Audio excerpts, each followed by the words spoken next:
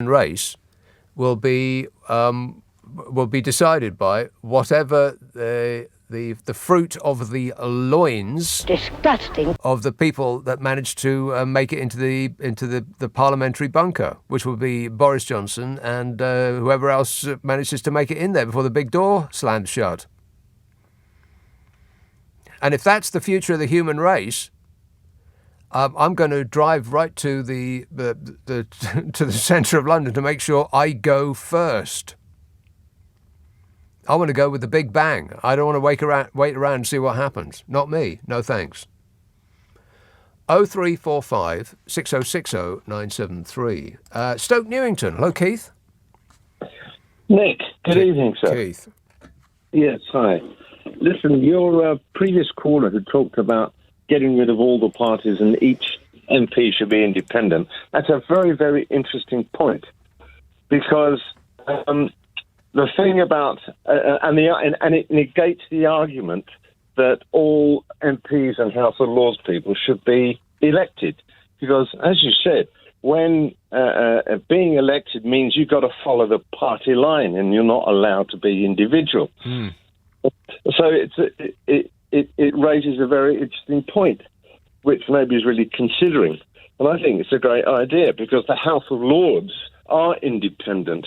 And it's the only House of Parliament, let's say, where it does allow an individual person to participate in politics freely, which is kind of. I'm sure they have an enormous amount of pressure placed upon them from the parties that they're allied to, but because it's a place for life, then they can act, out with their instructions and get away with it, I suppose.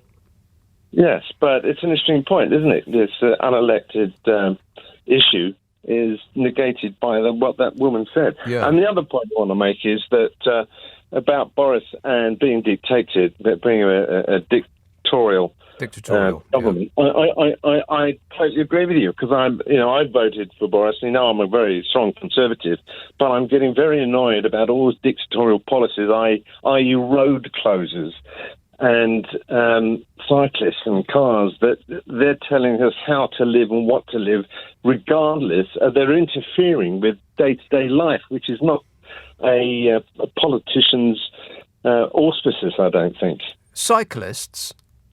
Well, it's discrimination, isn't it? Cyclists can go down, they close a road except for cyclists to go in. I mean, I am operating a vehicle in a car, they're operating in a vehicle on a bike. So by not allowing me to go into a road because I'm driving a car is discrimination, complete discrimination. It's like saying you can't go down that road because you're black, which is illegal. Right. Well, not really. I mean, I kind of understand what you're saying, but I think the issue that you're describing is more local council issue rather than central government. Yeah, but it was implemented by Grant Chaps, wasn't it? Grant Chaps. Yeah. I mean, they just sit in front of a computer and they make these decisions. Various decisions we've been talking about, and they don't actually consult with the people, whether the people want it or find it convenient. They just go ahead and do it. Do it anyway, yeah. And do it anyway. Right. And I'm very disappointed about the Conservative government, and Boris is allowing this to happen, quite frankly. Well, there is another unsatisfied customer. All right, thanks a lot, Keith. 0345 6060 973. CK texts, Steve Allen rarely uses the Bentley for work. He has a taxi contract. Steve Allen is a cab driver. I had no idea. No wonder he talks so much. Pete emails, never mind the passport office. I've been waiting since last August for the DVLA to renew my licence, and I'm still waiting. More chance of Bodger quitting than getting through on the phone. Oh, I haven't talked about the passports yet, have I? Astonishing news about passports. Have you heard? Well, I'll come to that in a minute. 0345 6060 973. Text 84850. Email nicka@lbc.co.uk. And if you're on Twitter, it's @LBC. Friday, Saturday, Sunday night at 10. Nick Abbott, LBC. Time supply. This is LBC with Nick Abbott. Everything is going extremely well. You bet your life it is. Di texts, are you all right? You sound as though you have a cold coming on. Yeah, I do sound a bit nasally. I'm all bugged up. But I'm not. I don't feel odd, but I sound. Since I put my headphones on and I can hear what I sound like, I do. I sound a bit nasally, but I don't feel like I've got a cold coming on. So maybe it's pollen. Is it high pollen at the moment? Don't know. I'll investigate further. Isle of Wight. Hello, Billy. Hello, Nick. Billy. You sound perfectly fine, Nick. Don't let the other listeners say otherwise. I don't notice a difference at all. Right, there you are. You see, Di, you can stick it. I was bunged up a lot myself, so I can tell when a cold's coming on. You sound very well, Nick. Thanks. And it's good to speak to you again. So, what's up, Billy? Well, Nick, I want to talk to you about the problems in Parliament, because I listened to, obviously, what you were saying earlier on. I think it was about, goodness, it must have been, well, I think you mentioned it at the beginning of the show, didn't you? You know, the voter ID? Yeah. Yeah, obviously, I knew that was happening and coming into place, but I didn't know it was going to happen so soon. And I've looked on the internet since, and you're right, there isn't really much on it. And amazing.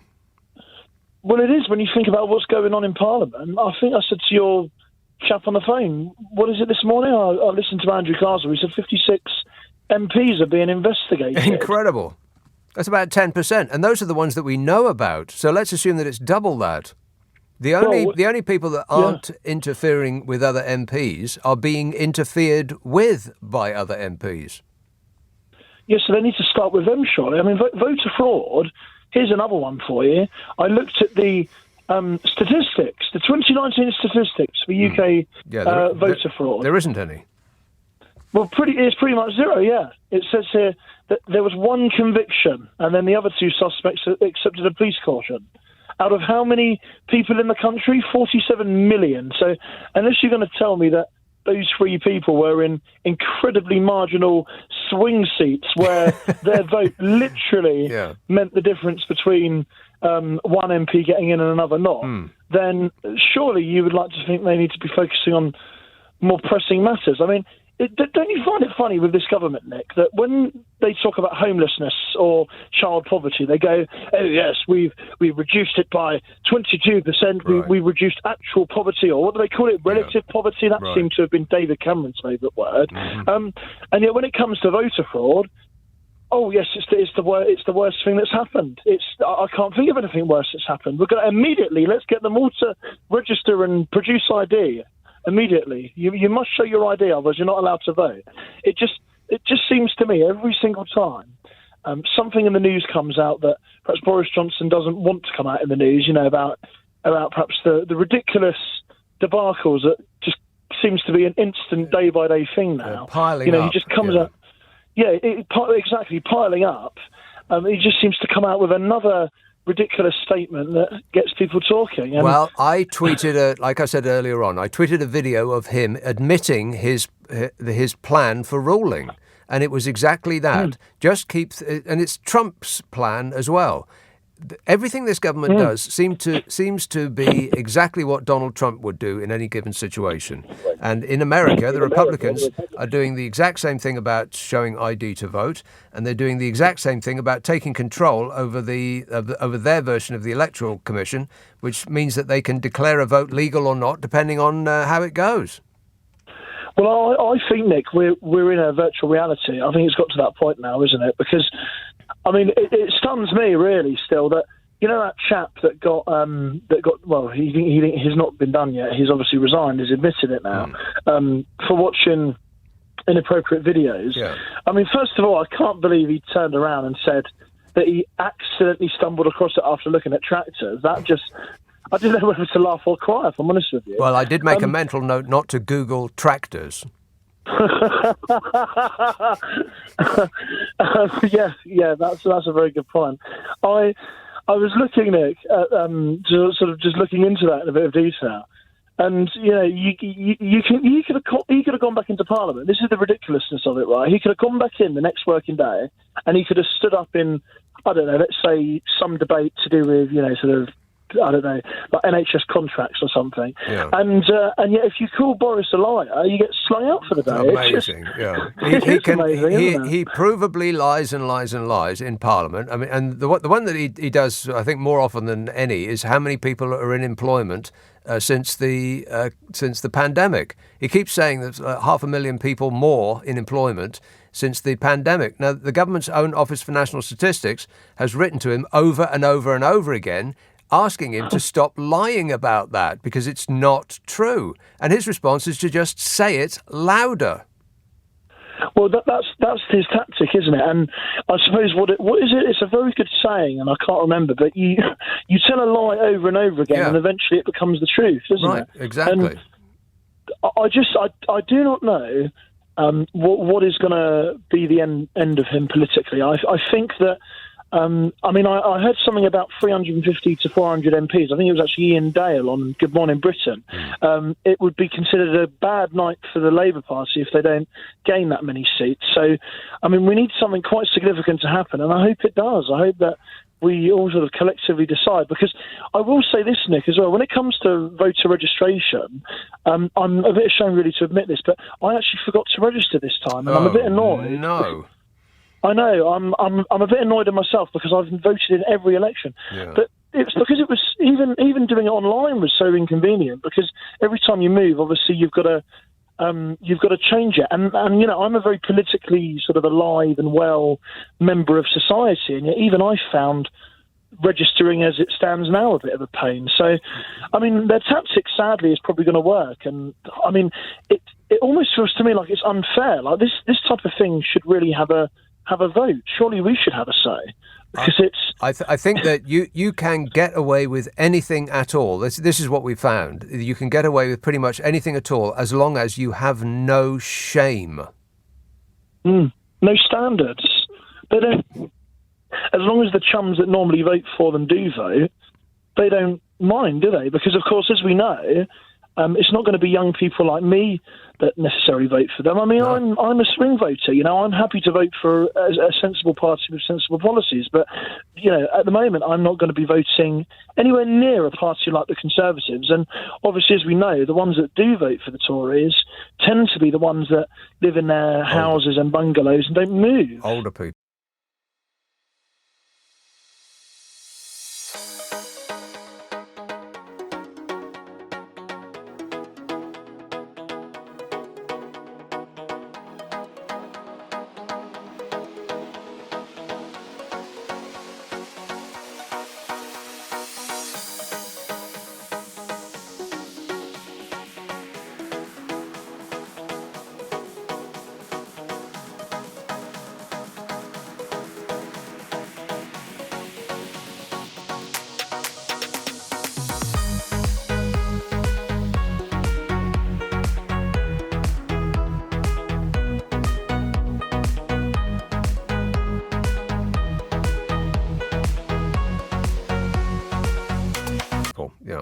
Yeah, all right. Exactly. Older people. Yeah, thanks a lot, Billy. 0345 6060 973. If I've said this before as well, this is statistically true. I'm going to talk about statistics. Oh, no. It's true that if you take the pensioner vote out of the equation, then we would not have left the European Union, and Jeremy Corbyn would be our Prime Minister. I'll let that sink in. You can suck on that for a bit. If you take the pensioner vote out, this country would be completely different, totally. And it's not the fault of the pensioners, it's the fault of the young people who couldn't be bothered to go out and vote. If there's one thing that you must remember on Thursday is to vote. You must vote under pain of punishment for the rest of your life. Think of it like this. I would imagine, because they're local elections, the majority of the people in this country won't vote. I bet the turnout's quite low, which is inexcusable. So, think of it like this. If the turnout is about, let's say, 30, 40%, then that means that your vote, if you vote, your vote counts twice, or maybe 3 times.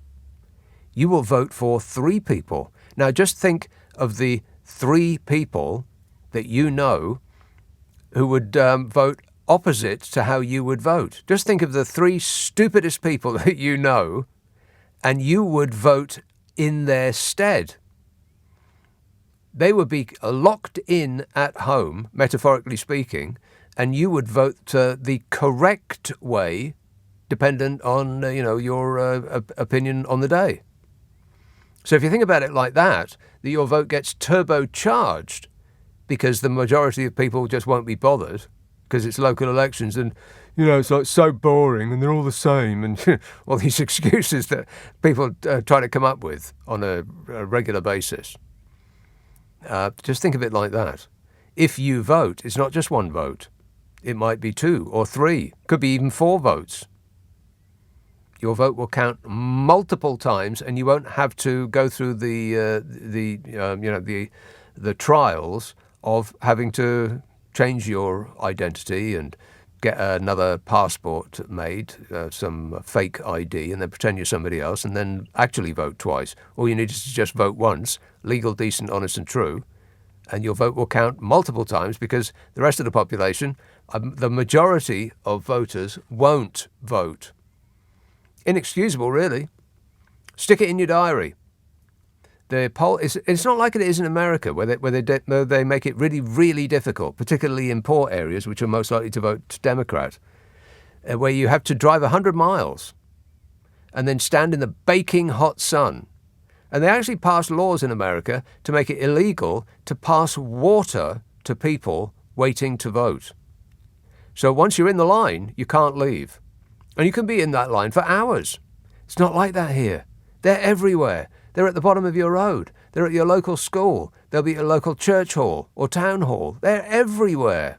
You probably won't have to walk more than 400 yards to get to a voting station near you. So just do it. No excuses.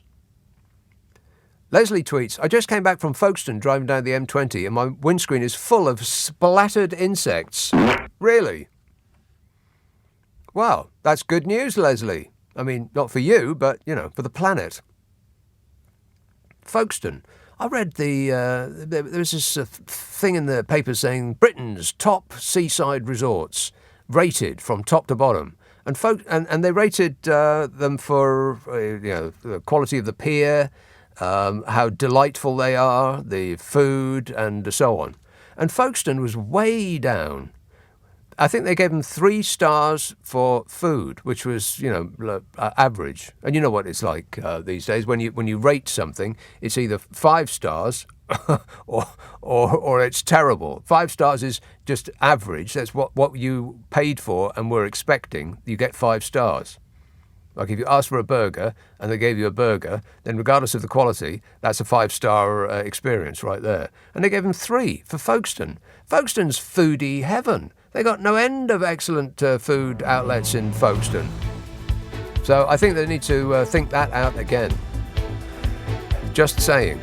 0345 6060 973, text 84850, email nick@lbc.co.uk, and if you're on Twitter, it's @lbc. So I will go over some more of these laws that got passed to absolutely no comment really or reaction whatsoever. Incredible. And also the passport fiasco.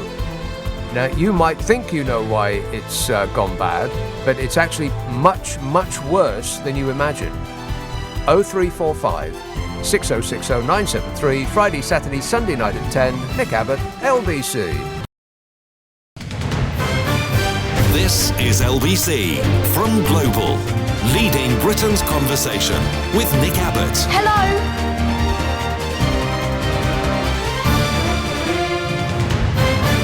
Got a good, your mind is a little bit, 3-dimensional. Yeah, wow. Groovy.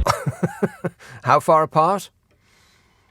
Kevin says, 70s colours were orange and brown, as you say. Can you imagine that? Kids, think of it just for a moment. Every single thing that was available to humankind came in 2 colours, orange or brown. I mean, the 1970s were just dreadful, apart from everything else. Terrible colours and hairstyles, by the way. But But everything else was just brilliant. I mean, the music Rock and roll! will never be bettered, which is a little bit sad, actually, isn't it? I think so.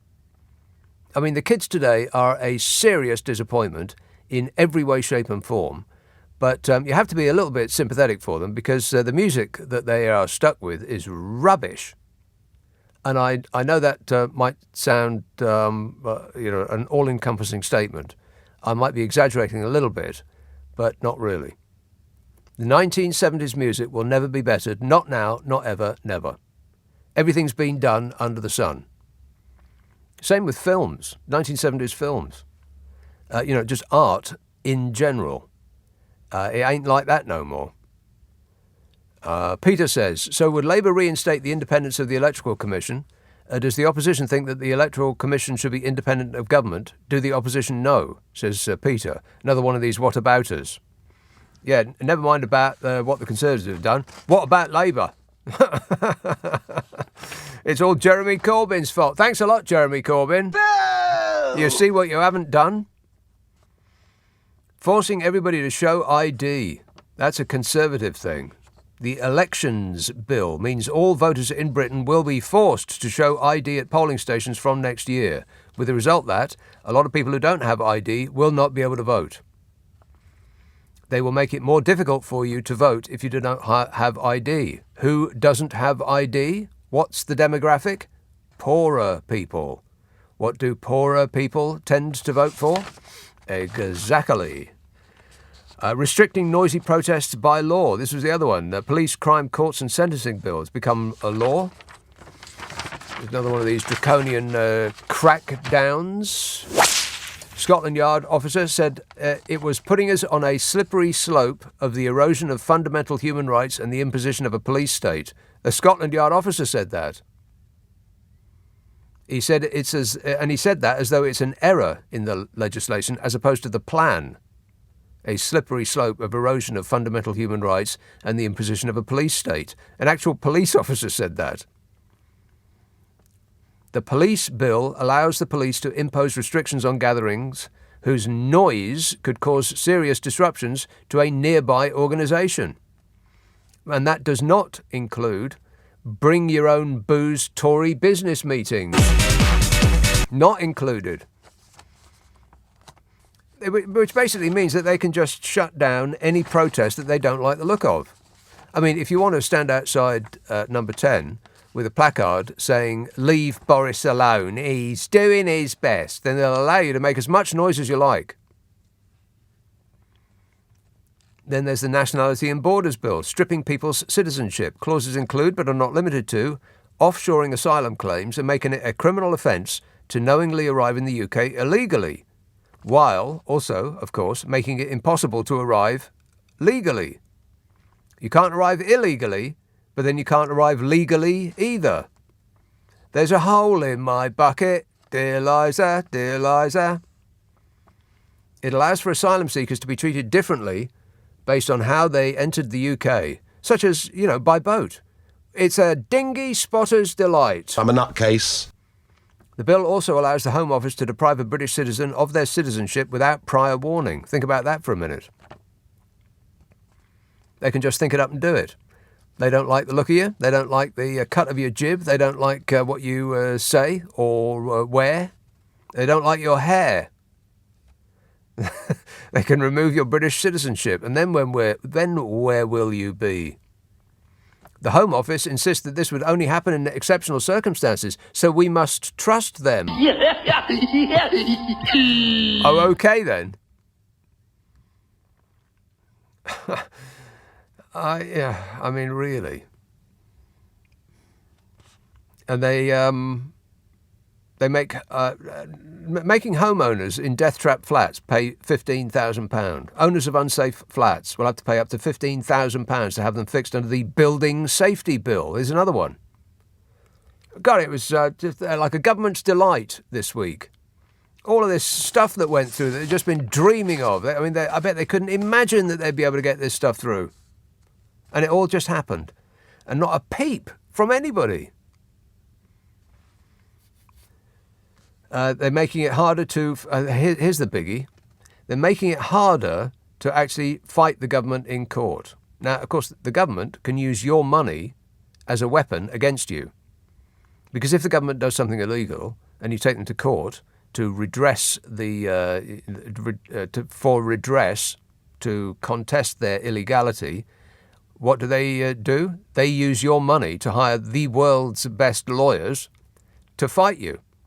It's like a bully in the playground who takes your hand and hits you in the face with your own hand and says, "Why are you hitting yourself?" That's the Judicial Review and Courts Bill, which will restrict our ability to persuade courts to rule against government policies. I mean, that's just case closed, isn't it? The Public Law Project and Liberty spoke out against the plans, as did the Joint Committee on Human Rights. Well, human rights? No, we want to get rid of that. The Law Society said changes to limit the retrospective effect of quashing orders would have a chilling effect on judicial review. They've been the government has been at the legal system for the entire time that it's been in office, attacking activist lawyers. How many times have you heard that? Activist lawyers are those that try to stop the government acting illegally. If they didn't want to be taken to court so often, how about not breaking the law so often? Would be a good idea. Activist lawyers and enemies of the people judges, And now they're going to make it more difficult to actually hold the government to account. It's the end of democracy as we know it. 1984 came a little bit late, but it was worth the wait if it means that you can get away with it. Ain't that right, Bodge? Yeah. Wait a minute. You have passed go. You have collected £200 million. And you get to keep your get-out-of-jail-free card. It's just what you've always wanted, eh? I can't comment on that. I'll take that as a yes. And it's just what Donald Trump would do. I'm a person that wants to tell the truth. I'm an honest person. He lied. It is. Every single thing they do. Just think of it through the prism of what would Donald Trump do? 0345 6060 973. Text 84850. Email nicka@lbc.co.uk. If you're on Twitter, it's @LBC. Karen says things were brown, orange and lime green in our first home. It was a happy but nauseous life. Brown, orange and lime green. Dreadful. That sounds awful. Chris says, if you have sounds bleeding into the headphones, go around the studio and pull the plugs out until the sounds stop, says Chris, who sounds like an insider to me. Sounds like an expert. In fact, it sounds like it's his fault. Let's have Camberley. Hello, Karen. Hello. Karen. Yes, hi. Karen. Hi, Nick. It's good to talk to you. Hello, Karen. How you doing? I'm okay. Yeah, Great, I mate. kind of just came upon your show only a few weeks ago. Yes, I apologise for this show. Yes, well, I have to be honest with you. Although people say it's kind of like relief, the things that you say, I find... Offensive? No, I find them so honest and real that it actually made me feel a bit low. And I know that's not the point, because... No. You're talking such truth, and I was just beginning to think I've got to turn it off because it just made me feel like, what's the point? The reality of the fact that this government is just throwing out red meat, distracting us, getting these bills through Parliament, being offensive, and Boris Johnson's looking like a 5-year-old boy. My mum thinks the sun shines out of him. And there's so many people that I've met, because I work as a school teacher, and there's a lot of young people that really like Boris. Are there? Yes. Well, how young? Are we talking... I mean, I'm talking... there's a cross-section, but there's some really, 13, 14-year-olds, and I said, well, I was surprised. I said, why don't you guys... It's in your hands now. Because a lot of us, I'm not going to use the word, but a lot of us are really messed up. And a lot of older people will not vote anything but Conservative. No. And it's the fact of the matter, no matter what they do, it's like a lover that they can't let go of.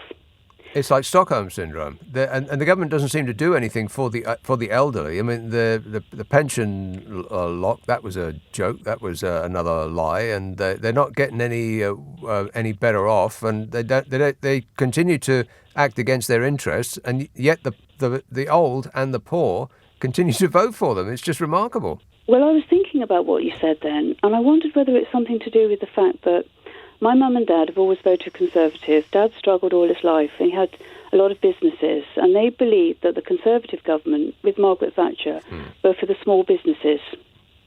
And they believed that with Conservative, the Labour were just spending money, and the Conservative were there for the small businesses. Right. Even though they're worse off now, they won't vote anything else. It's like they've got hold of something and they won't let it go. Because if they did, I think one of the reasons people don't want to let it go is because it actually makes them feel that they've been duped.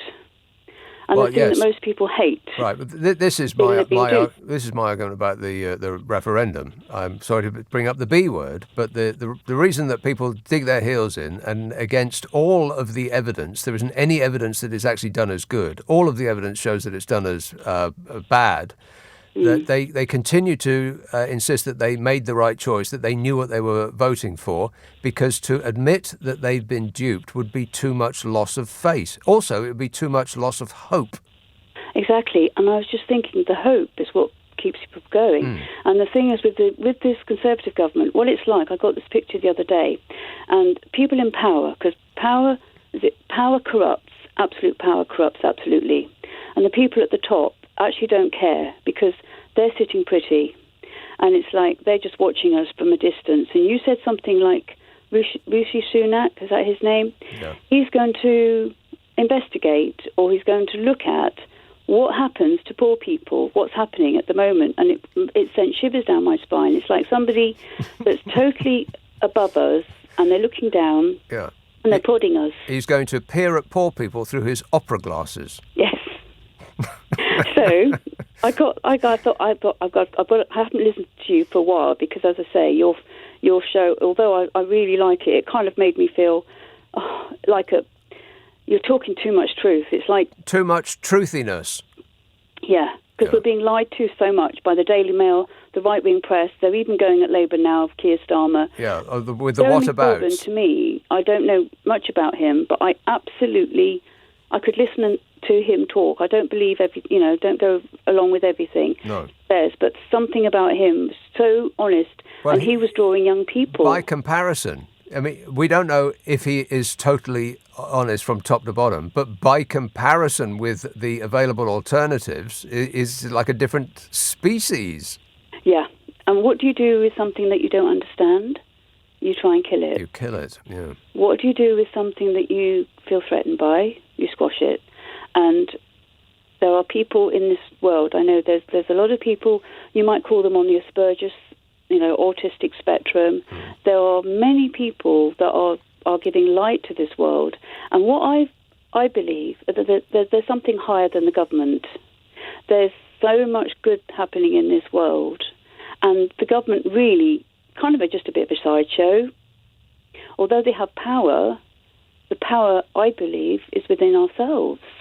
The power to actually admit. Absolutely. We as human beings are persuaded that we can't do anything. What can we do? It's almost sort of inculcated within us that we are powerless. But the truth is, we are totally powerful. If we wanted to change the world, we could do it tomorrow. We could change anything. But the fact is that we don't. We can't even be bothered to go and vote, for crying out loud. Well, actually, you spoke to me there because I was thinking I'm not going to bother vote. What? But now I am. You better had, Karen. I will.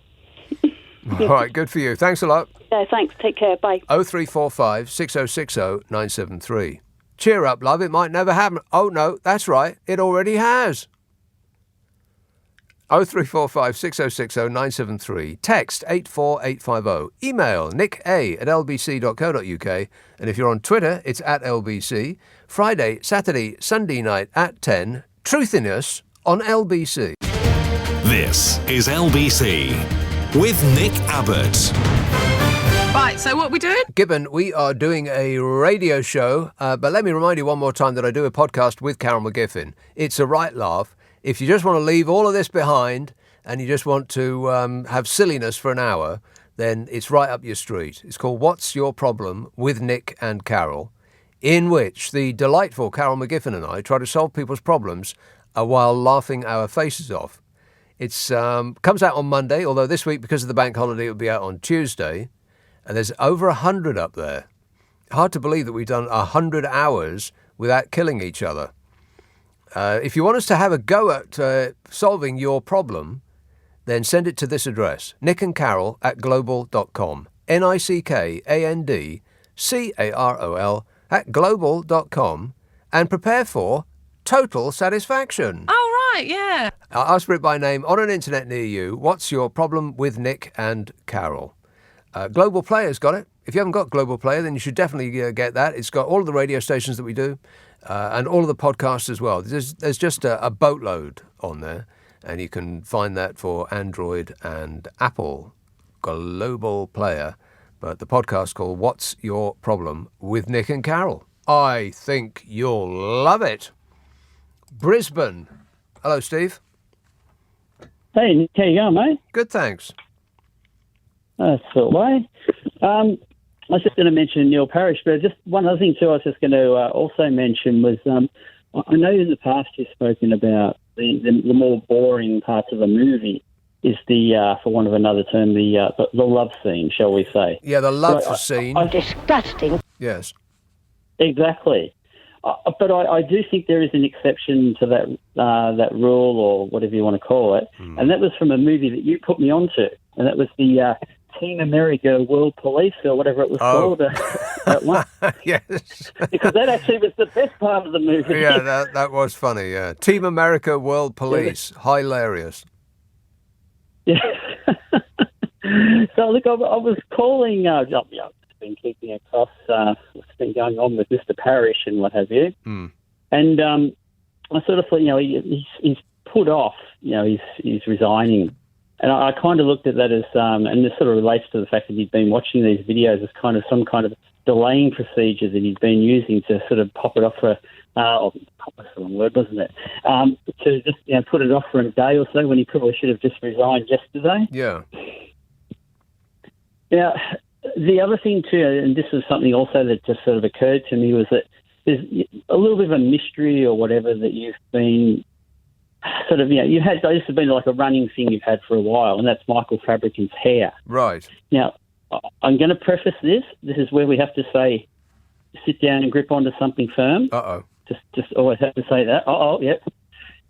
Does Michael Fabricant in the House of Commons sit anywhere near Neil Parish? I've just always wondered that, and that might be the reason. What, that his hair looks askew? Well, I just sort of might have been watching some videos, and there might have been a moment of gratification. You've made me say that, Nick. I was trying not to go there. Steve, you might be able to say that in Australia, but you're talking to Her Majesty's Great Britain here, mate. I tried not to. I was trying to let you work that out. Right, okay, I see. It's my fault. I got to go. Yeah. Thanks a lot, Steve. 0345 6060 973. Can you believe that? Dreadful. Calling from 10,000 miles away to sully this super show. Australian people, eh? It's a shame Australia's so far away. Because I'd quite like to see it, apart from, all of the things that could kill you. A little bit too many things that could kill you. Not too happy about that. I mean, I would go to New Zealand, perhaps, but they just, Australian, no offence, but Australians speak a little bit strange, but the way New Zealand people speak... Have you heard yourself? That's awful. But I mean that in the nicest possible way. You sound dreadful. Adrian emails, what a great car the Bond Bug was.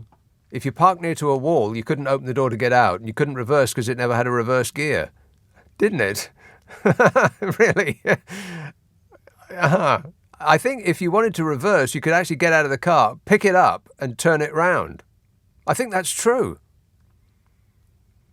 There'll be a lot of people who've got no idea what I'm talking about. A Bond bug. It came in one colour. You could have any colour you like as long as it was orange. Orange. Does anybody have an orange car anymore? No. Or an orange anything for that matter? Negative. No. It's not a colour anymore. We don't do orange. But the Bond bug came in orange, and it could only come in orange. It didn't have doors. I think it had like cling film that you had to reapply every time you got out. And I think that's true because it had one wheel at the front. But, I mean, can you imagine? One wheel at the front. And if you wanted to reverse, then you got out and you picked up the front of the car and walked around and turned it around. Amazing.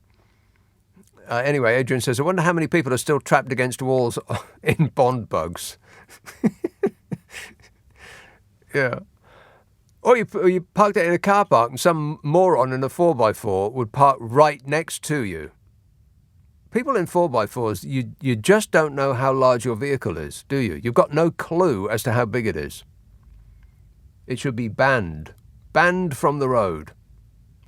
Anne says, do you think they were So obviously the... not you again. Yeah, I know. Anne says, do you think that we will rejoin the EU? I really hope so. Thanks, says Anne. Thanks, says Anne. Oh, that didn't work. I'll try it again. Thank you. There it is. Second time's a charm. Do I think we will rejoin the EU? No. Although I wouldn't be surprised that in the future we make some sort of amends because it's not working very well. I mean, this country is sort of deflating like a tyre with a nail in it.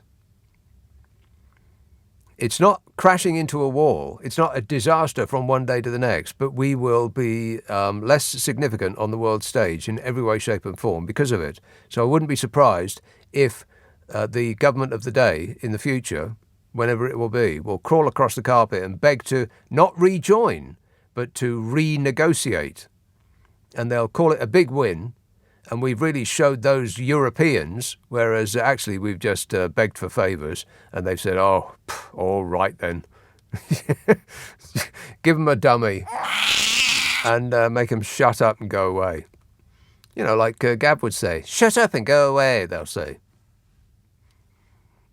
I wonder how Lord Shut Up and Go Away is doing. Yeah, we're still not missing you, mate. Lord Gavin. Good grief. I mean, if anything would precipitate the closure of that institution, that's it. How embarrassing is that? Lord Gavin Williamson. I mean, come on. Can we just stop and take stock of what's actually happened to this country in the last 2 years? I just don't recognise it anymore. What is happening to this place? Any ideas, Bodge? He'll get back to us. Derek says, when you do an interweb search on Nick Abbot, the whole show, Global comes up on top. It states that Nick is a national treasure. Do the bean counters at LBC not recognise what talent they have? Your photo should be at the entrance to LBC Towers. Yeah, that would have an effect on the amount of people that come in the building. We wouldn't need to employ security anymore.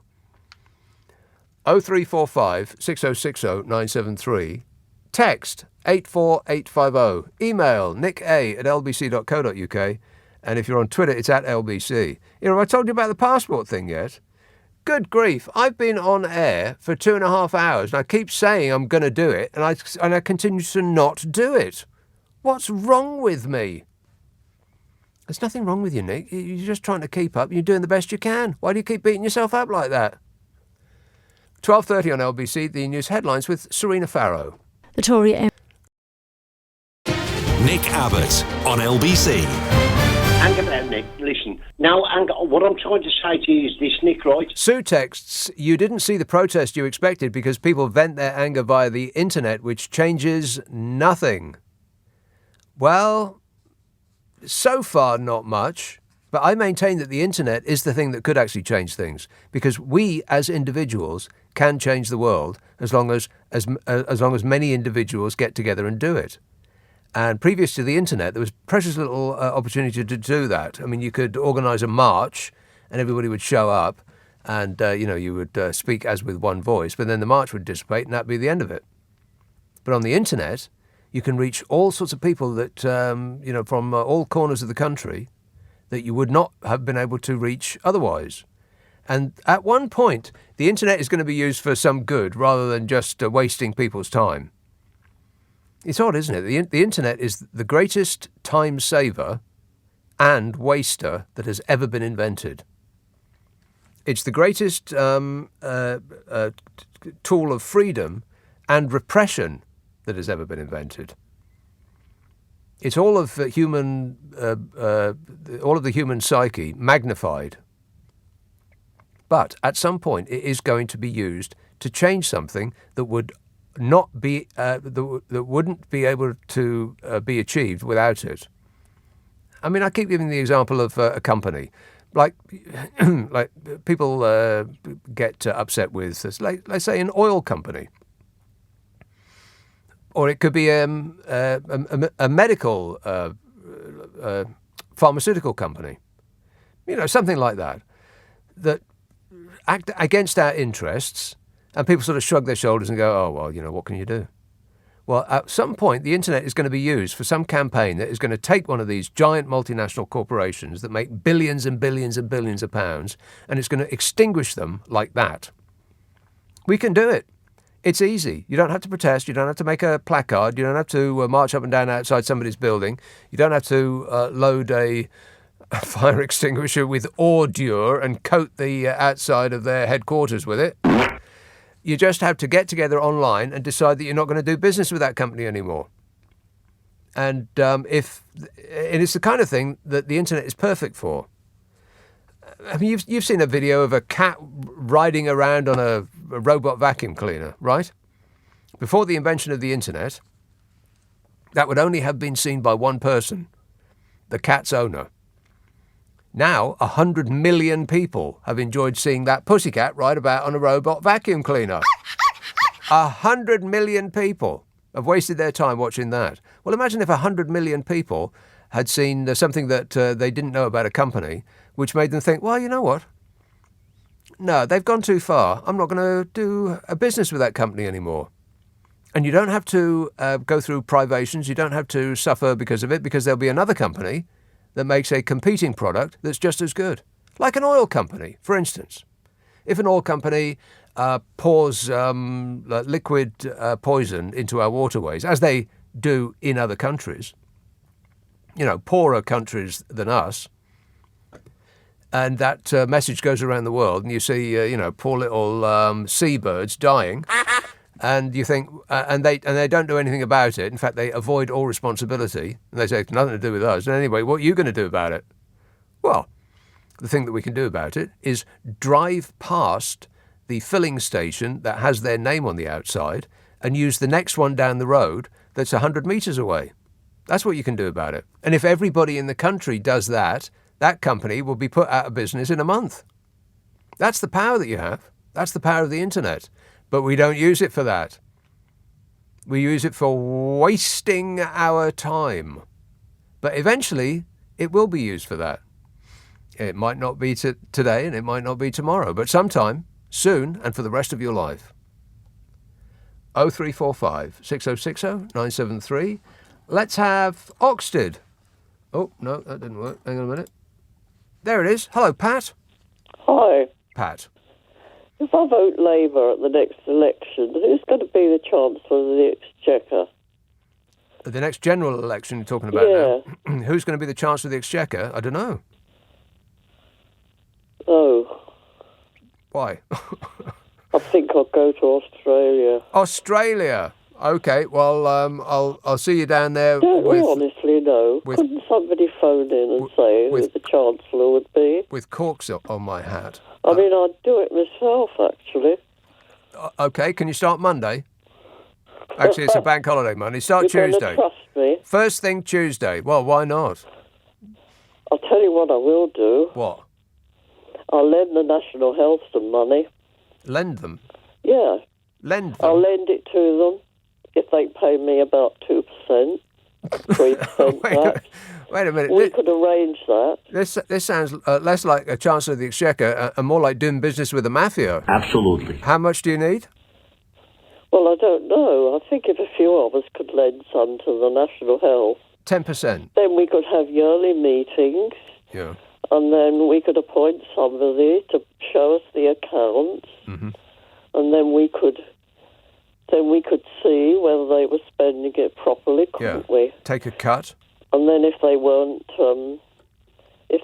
spending the money, well, then we could take our money out. Yeah. And go to Australia. Take 10, 15%. We could buy up one of Roman Abramovich's yachts. No, I don't want. He's not able to use them at the moment. Apparently. I don't want to go to Australia. You don't want to go to Australia. I'd rather go.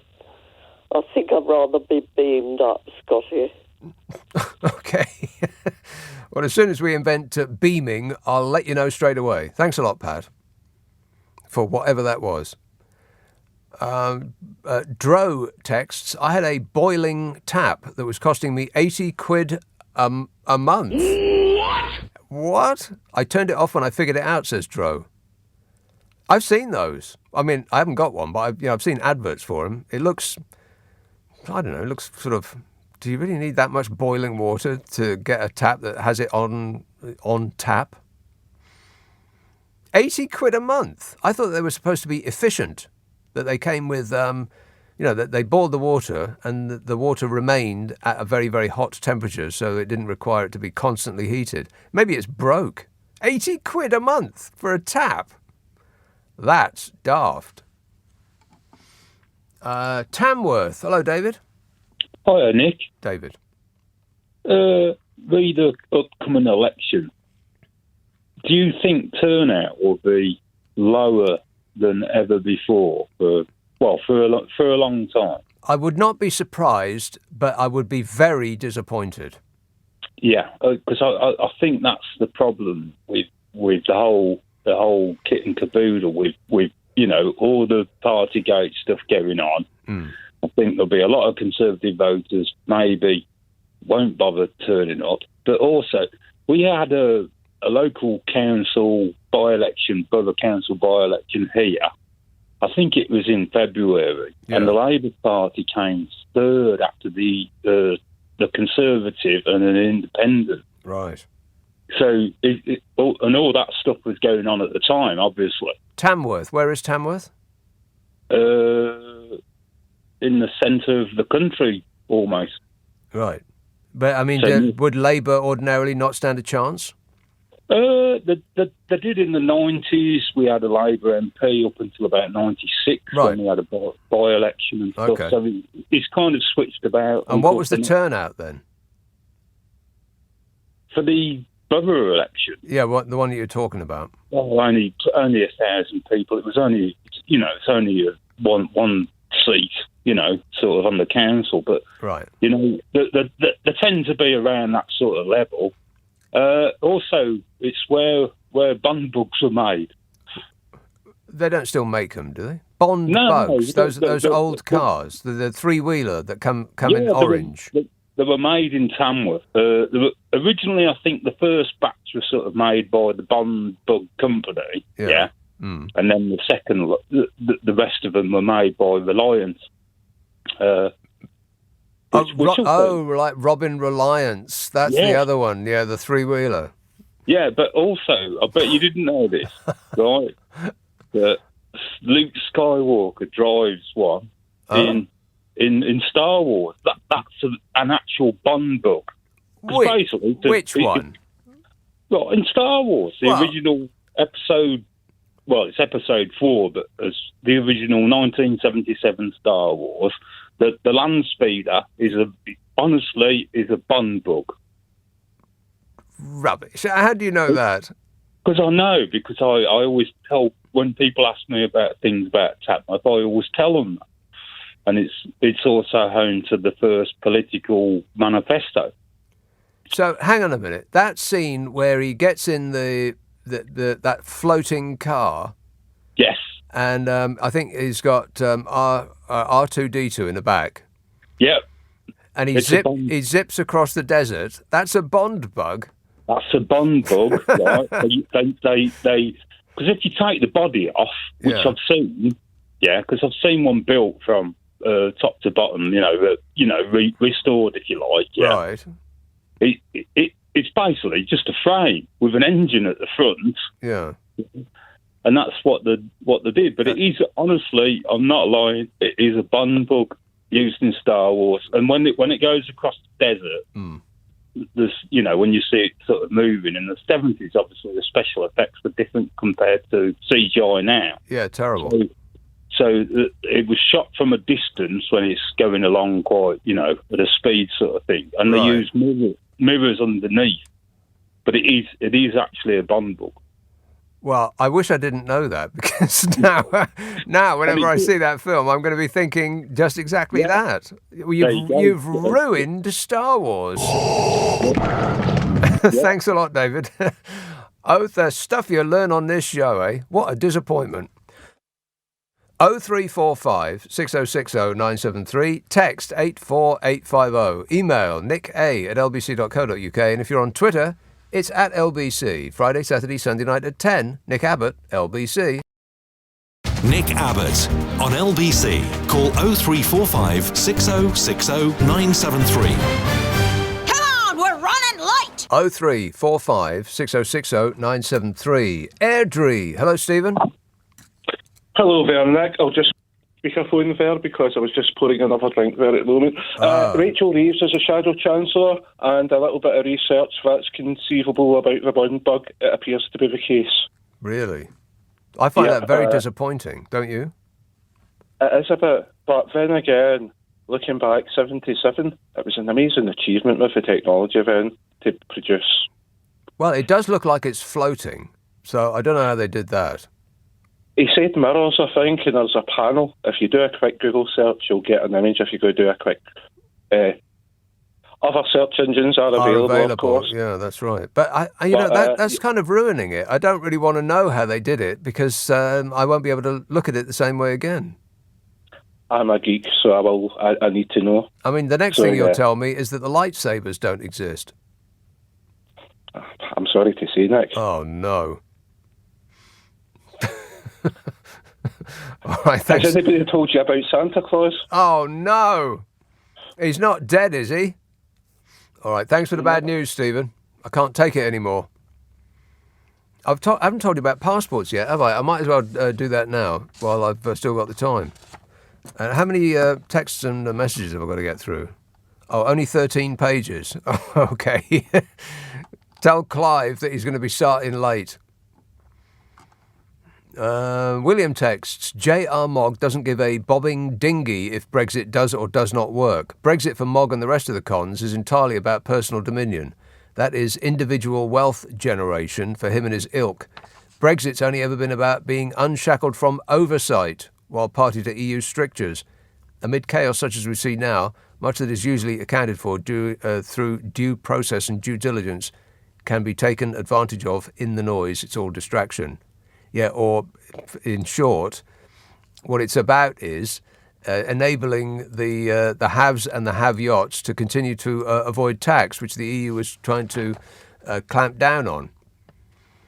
When the EU said that they were actually interested in preventing tax avoidance, at that point we were headed out of the EU. That's the reason we're out. In much the same way as when Jeremy Corbyn said that he would look into the holdings of a few people with. I'll put that another way. When Jeremy Corbyn said that he was going to look into the ownership of a large number of news outlets in the hands of a vanishingly few number of people. At that point, the offshore billionaire right-wing press levelled their cannons at him and let him have it on a continual basis. You just, it's all about the money, honey. Just follow the money. Margaret texts, thanks to our government, we always have new news. That's right. There's always some new outrage. That's right. Which is exactly what Boris Johnson said. I retweeted the video of him. I can't remember when it was actually recorded, but he told us his plan. Just continue to outrage the public, just continue to throw stuff out, distraction bombs over and over and over again, and they won't know what to concentrate on, and you can do what you actually intended to do in complete privacy and secrecy, and you'll have a free rein because they'll be too busy trying to concentrate on or unpick the latest outrage, the distraction bomb that you just chucked out the window. In other words, what would Donald Trump do? I'm president. Can you believe it? No, we're still trying to get over that. It is exactly what would Donald Trump do. The ID for votes, the taking over the Electoral Commission, all of it. Curious that it's also the same people, the same names keep cropping up over and over and over again. The same names gave us Brexit, the same names gave us Trump, and the same names gave us Boris Johnson. It's just again and again and again, same people. Curious, eh? A passport office worker has warned that chaos will worsen and the 10-week visa backlog is just the tip of the iceberg, as it's revealed that people running the helplines for the passport office are also behind the UK's shocking Help for Ukraine scheme. Oh, no. Same people, same result. Renewal chaos has apparently left 700,000 applications still waiting clearance amid fears over a summer of cancelled holidays. It's a blooming nightmare, ain't it? Prime Minister Boris Johnson was said to be horrified at the backlog. Yeah, right. But an insider told of how chaos will worsen by summer because the current system for applications is not fit for purpose. In much the same way as our current Premier is not fit for purpose. Eh, Bodge? Yeah. Wait a minute. And which government department is handling this, I hear you ask? Which work-from-home civil service layabouts are responsible for this one, smug? I don't know anything. And the people responsible for this are not a department of civil servants. No, it's worse than that. This Brexit government has tasked, wait for it, a French firm to handle the passports and the Help for Ukraine scheme. What? It is a French-owned private firm, Teleperformance, contracted to run the passport office's contact centre. Oh, fabulous. The Home Office has a £22.8 million 5-year contract with this private firm to provide contact centre services, including, but not limited to, a passport advice service for HM Passport Office. Because apparently there's no one in this country that can answer a bloomin' phone. We invented the phone, for crying out loud. Why can't we find some British people to answer them? To be clear, it was a Scotsman who invented the telephone and the television and pretty much every other thing that we associate with the modern world, including iron brew and girders. The backlog of passport applications has left overstretched staff panicked as they attempt to keep up with a never-ending workload. They said, Zut alors, they are saying, comment allez-vous, merci beaucoup, and other French phrases. Passport Office Director General Abigail Tierney hauled in Teleperformance's chief executive to demand improvements on Thursday, but they couldn't understand a word she was saying. It all sounds like to them. French people. So the True Blue passport, which was first and so far the last benefit of leaving the European Union, the passport is made in Poland by a Franco-Dutch company and renewed by a call centre in France. Thank goodness we are no longer reliant on those evil European socialist overlords. We are free to wait 6 months for documents that we will use to queue for 3 hours to get to passport control to get into Europe, the place that we've spent billions of pounds leaving. Damn it! A government spokesmodel said, "We expect the highest standards from our suppliers, both in the UK and overseas, and we work closely with them to ensure that their services and systems are rigorously reviewed and support the customer journey." The customer journey? Who wrote that? I assume that the person was sitting at a desk in a MOG-designated government office, because that is the kind of language that could only come from one of those water cooler informal chats that he's been banging on about ever since he couldn't find anything to do because he is the minister in charge of uncovering Brexit benefits. Anything yet, Smug? You're better informed than I am. I don't know anything. He doesn't know anything. Say it again. I don't know anything. One more time. I don't know anything. Doesn't know anything. Can you believe that? I mean, I am stunned. But it fits right in. Right, I'll see if I can get through. I'll see how many of these I can get through before the end. Maybe there's a juicy one in here. It might be worth it. Let's press on. Martin says they make us poorer, they make us struggle, they make us too busy to protest against these outrages, and after all, it's a jubilee something or other. yeah, there'll be cake. I can't wait. Couple of days off, lying about. It, of course, government-approved lying about. It's the kind of lying about that Jacob Rees-Mogg delights in. Scott texts, "Why are we talking about a nuclear winter? This country's so badly maintained we can't even survive a normal winter." Well, that's true. See, this show is up to its eyeballs in truthiness. Jackie says, Gavin Williamson isn't a member of the House of Lords. He's a knight bachelor. In other words, Sir Gavin, not Lord Gavin. Well, it don't make no never mind. They gave him a badge and a funny title. Jim emails, "I always wondered if it was just a coincidence that news, which reports from all around the world, is also an acronym for the 4 points of a compass." Yeah, that's true. Cruciverbalists will tell you that. Every time in a cryptic crossword they say point. That's what they mean. N-E-W or S. Jerry emails, "We are told there is no money for adequately funding the NHS, schools, public housing and helping those struggle to pay their bills, but somehow we can find billions of pounds to fund going to war. Why do you so-called journalists why don't you so-called journalists ask these questions but instead just parrot the government propaganda narratives?" Says Jerry. Are you talking about me? Well, A, I'm not a journalist, and B, I do not parrot. Chris says, "Do you use grey cheese with Dauphine potatoes?" Wow. Some of those words are spelt right. Not many.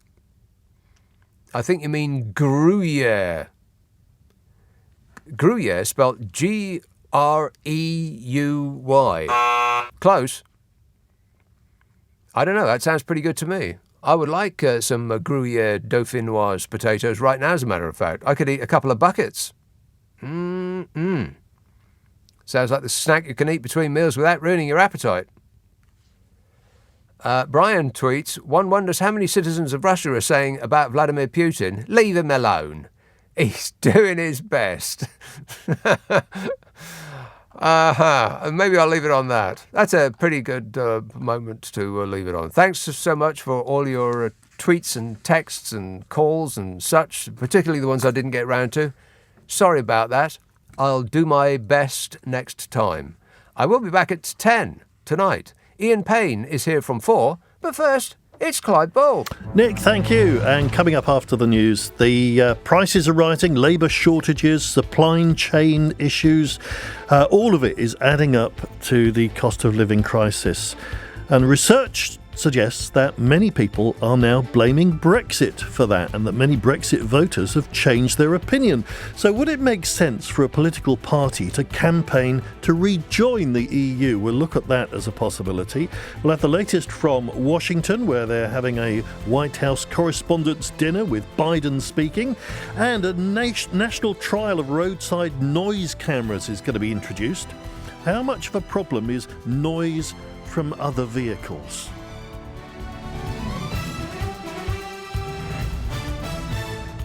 On your radio, on Global Player, and Play LBC. leading Britain's conversation. This is LBC. Is LBC. Is LBC. Is LBC. Is LBC. Is LBC. Is LBC. Is LBC. Is LBC. Is LBC. Is LBC. Is LBC. Is LBC. Is LBC. Is LBC.